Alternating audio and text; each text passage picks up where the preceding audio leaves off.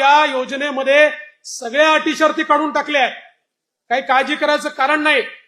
माध्यमांना देखील सांगू इच्छितो की आपणही लक्षात घ्या, कुठल्याही अटी शर्ती आता याच्यामध्ये नाहीत. तोही दाखला म्हणून कुठल्याही तहसीलदाराकडे जाण्याची आवश्यकता नाही. 15 वर्षापूर्वीचं मतदार यादीतलं नाव चालेल, 15 वर्षापूर्वीचं रेशन कार्ड चालेल, 15 वर्षापूर्वीचं घराचं डॉक्युमेंट असेल ते चालेल.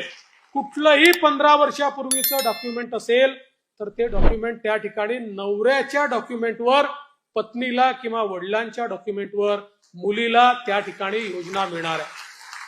सध्या ही बातमी व्हायरल होत आहे की सर्व अटी व शर्ती आहेत ते रद्द झाले आहेत, पण शासनाने किंवा महाराष्ट्र सरकारने असे कुठेही जाहीर केले नाही. त्यामुळे लाडक्या बहिणींनो ज्या जुन्या अट्या होत्या, म्हणजे 2.5 लाखांपेक्षा उत्पन्न जास्त, सरकारी नोकरदार, 4 व्हीलर, हे सर्व अटी आहेत तशाच आहेत. त्यामुळे लाडक्या बहिणींनो या अटी शर्ती जर तुम्ही मान्य केल्या असतील किंवा पात्र असाल तरच तुम्हाला या लाडकी बहीण योजनेचा लाभ मिळणार आहे.